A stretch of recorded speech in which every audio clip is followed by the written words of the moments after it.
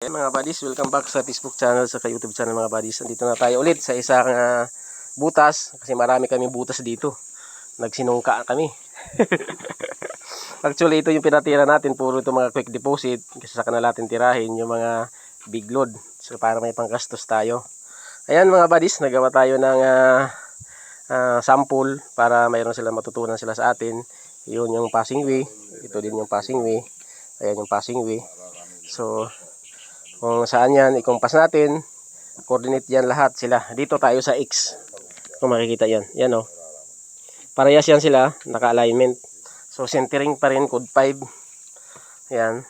So, ang deposit ay dyan banda yung quick deposit. Dyan sa sentro na yan. Yan.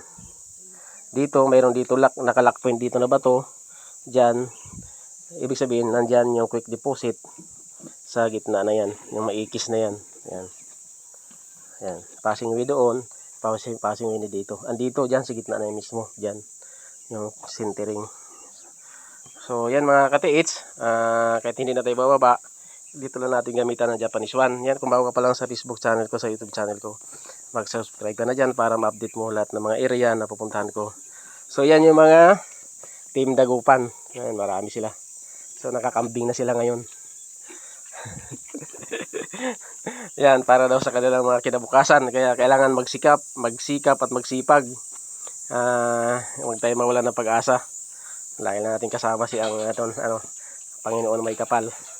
So yan mga katiits, gamitan natin ulit ng Japanese One para makita natin yung detection kung tugma sa mga sinasabi ko. Pag hindi yan inikutan, ibig sabihin nagsisinungaling pala ako katiits. Ayan, so ano natin. So paano nga Brad? Tututukan ako. Dito natin.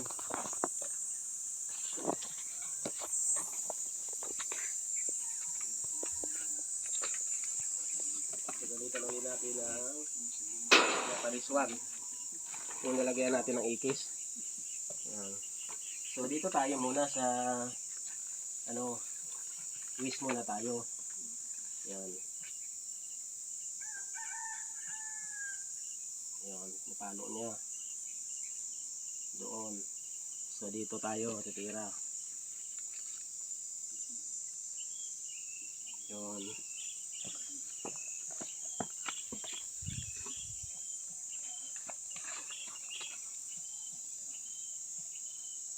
Yan. Pag sinintro natin dito sa may ikis, iikot na yan, makakatiits. Yan.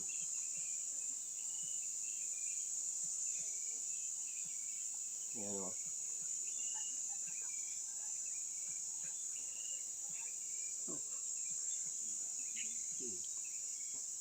Ayan mga katiits, kung natin, malakas na rin ang kanyang ikot.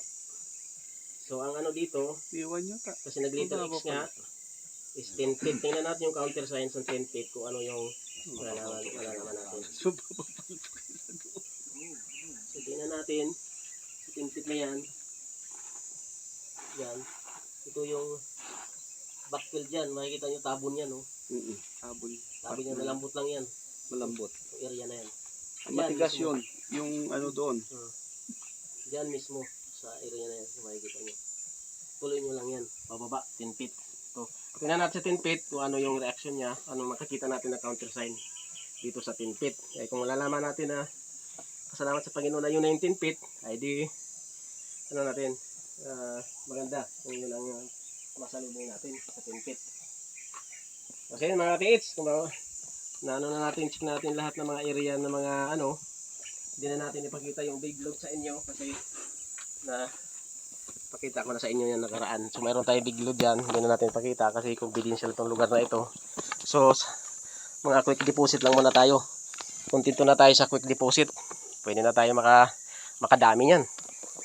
Ayan mga katiits, kung bago ka pa lang sa YouTube channel ko, mag-subscribe ka na dyan para ma-update mo lahat na area na pupuntahan ko. Ito yung tinatawag na yung area to dito. Tinatawag ito earth element. So nandito din yung big load na malapit lang. So yan, na-remap na natin yung kanilang area, na-check na natin yung mga butas, diretso sa pa rin pababa, kung hanggang saan sila, naituro na natin. So punta naman tayo mamaya sa area ng Bulinaw. Ayan mga katiits bansay, kung bago pa lang sa YouTube channel ko, Team Padato, Treasure Hunter, Bansay. Ayan sila. Okay.